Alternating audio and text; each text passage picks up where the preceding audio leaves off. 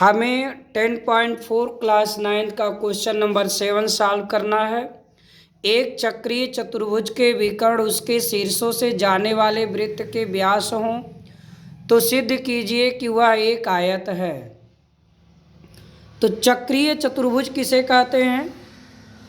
ऐसा चतुर्भुज जिसके चारों शीर्ष वृत्त की परिधि पर हों। देखिए यहाँ यह भी शीर्ष है, ये भी शीर्ष है, ये भी शीर्ष क्या होता है? अब आप ये जानिए। शीर्ष का मतलब होता है जहाँ दो रेखाएं मिलकर कोना बनाएं, वहाँ शीर्ष होता है। ये शीर्ष है, यहाँ भी दो रेखाएं मिली हैं तो इनके जो शीर्ष हैं परिधि पर हैं, इसलिए ये कौन चतुर्भुज है? चक्रीय चतुर्भुज। आपको ये प्रूव करना है ये आयत है और इसमें दिया हुआ है कि इसके जो शीर्षों से जाने वाले जो ये विकर्ण हैं इस शीर्षों से जा रहे हैं और ऐसे विकर्ण सम्मुख कोना को मिला दीजिए। ये विकर्ण है और कह रहा है ये व्यास हैं, ये जो है ना सिरे, ये वृत्त के व्यास हैं। क्या है? वृत्त के व्यास हैं, यानी ओ इसका सेंटर है वृत्त का। यह AOC भी वृत्त का व्यास है, DOB भी वृत्त का व्यास है। अब आयत सिद्ध करना है तो आयत के बारे में थोड़ा जानकारी आप प्राप्त कर लीजिए। आयत की खासियत क्या है? ये गुण हमें मिल जाए तो आयत सिद्ध कर देंगे। सामने की जो भुजाएं आमने सामने होती हैं समांतर होती हैं और ये भुजाएं बराबर भी होती हैं। आमने सामने की भुजाएं बराबर और समांतर होती हैं और इनका प्रत्येक कोण 90 डिग्री का होता है। तो हमें एक चीज़ ये सिद्ध करना है। अब थोड़ा सा यहाँ मैं लिखता हूँ, सिद्ध करना है। सिद्ध करना है, क्या सिद्ध करना है? इसमें देखिए ये जो भुजा है यह AB भुजा इस DC के समांतर हो जाए या हमारी ये AD भुजा BC के समांतर हो जाए। कोई समांतर सिद्ध कर दीजिए। तो हम यहाँ लिखते हैं AB समांतर DC करना है या आप प्रूफ कर दीजिए, यानी दोनों हो जाए। ये AD समांतर BC, देखिए ये AD है, ये BC है। प्रूफ करना है और प्रूफ करना है एंगल A बराबर angle B, angle C equal angle D, ये सब 90-90 हो जाए। दो चीज़ हमें सिद्ध करना है। तो हम उपपत्ति में लिखते हैं, हमें समांतर सिद्ध करने के लिए तिर्यक रेखा एकांतर कोण आदि की व्यवस्था करनी पड़ेगी। तो हम यहाँ देखिए, अगर इसको हम प्रूव करते हैं AB समांतर DC, तो हम त्रिभुज AOB लेंगे और त्रिभुज DOC लेंगे। अगर आप प्रूव करते हो AD समांतर BC तो त्रिभुज ये लिया जाएगा और ये लिया जाएगा। इस त्रिभुज का नाम AOD, तो मैं इसी को ले लेता हूँ, त्रिभुज AOD तथा त्रिभुज BOC। इस त्रिभुज में हमें सॉल्व करना है कि ये समांतर हो जाए। तो सबसे पहला काम इसे सर्वांग समसिद्ध कर दीजिए। तो देखिए इस त्रिभुज की ये भुजा इस त्रिभुज के बराबर है, भुजा के इसकी ये भुजा इस त्रिभुज की इस भुजा के क्या है? बराबर है। तो AO बराबर हो गया OC, क्योंकि ये त्रिज्याएं हैं, एक ही वृत्त की त्रिज्याएं हैं। देखो O से इधर ये त्रिज्या, O से इधर ये त्रिज्या। फिर इसी त्रिभुज की ये जो साइड OD है OB के इक्वल है। OD इक्वल OB, ये भी त्रिज्याएं हैं, समान त्रिज्याएं। एक वृत्त की सभी त्रिज्याएं क्या होती हैं? बराबर होती हैं। अब तीसरा चीज आपको क्या मिल रहा है? ये जो एंगल है ये एंगल है बराबर होगा। शीर्षाभिमुख कोण है, आमने सामने ये कोण कट रहा है तो शीर्षाभिमुख कोण बना है। तो कोण AOD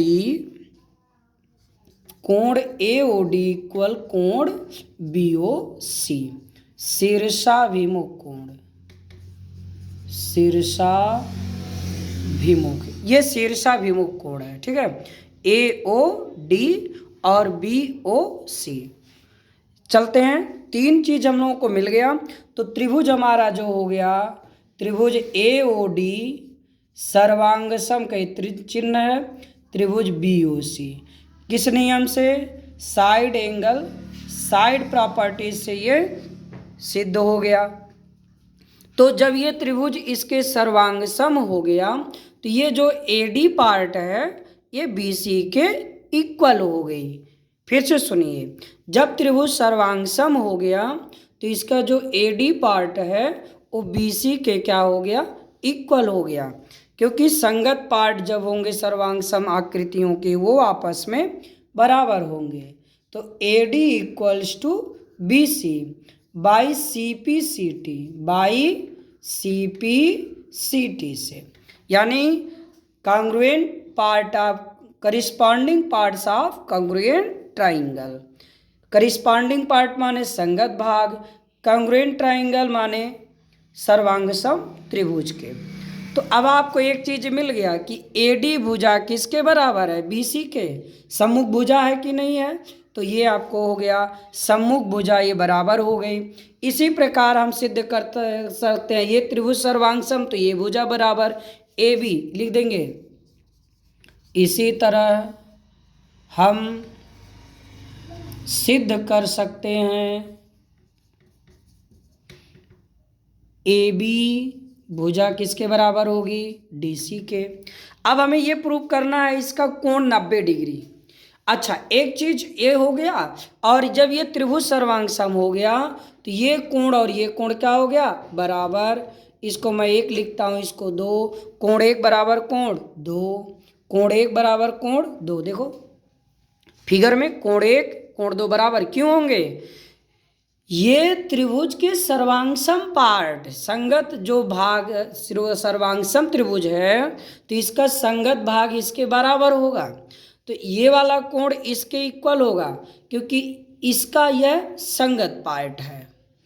तो जब ये कोण बराबर हुआ तो यहाँ देखो AC तिर्यक रेखा का कार्य कर रही है, इन दोनों रेखाओं को काट रही है। देखो AD और BC को ये रेखा AC काट रही है, तो जब ये कोण बराबर है तो इसका मतलब ये एकांतर कोण है, बराबर हो गया, तो ये रेखाएं क्या हो गई? समांतर। लिखेंगे कोण 1 बराबर कोण 2, ये एकांतर कोण है, एकांतर कोण जहां AC तिर्यक रेखा है। तब जब ये तिर्यक रेखा है तो ये जब एकांतर कोण बराबर तो ये रेखाएं समांतर, AB समांतर DC, तब AB समांतर, ये समांतर का चिन्ह है, DC, AB समांतर DC। ये प्रूव हो गया। आपको भी पता होना चाहिए दो रेखाएं समांतर अगर होती हैं तो ये एकांतर कोण है, ये बराबर होते हैं, या इनके संगत कोण बराबर होते हैं। डबल वाला संगत कोण में मान लिया, ये बराबर होंगे तो रेखा समांतर होगी, और एक ही ओर के अंतः कोणों का योग 180 हो जाए तो रेखा समांतर होगी। तो एकांतर कोण बराबर तो रेखाएं समांतर। अब देखिए, और ये कहा है अब हमको चाहिए कोण 90 अंश हो। देखो AOC वृत्त का व्यास है, लिखेंगे चूंकि AOC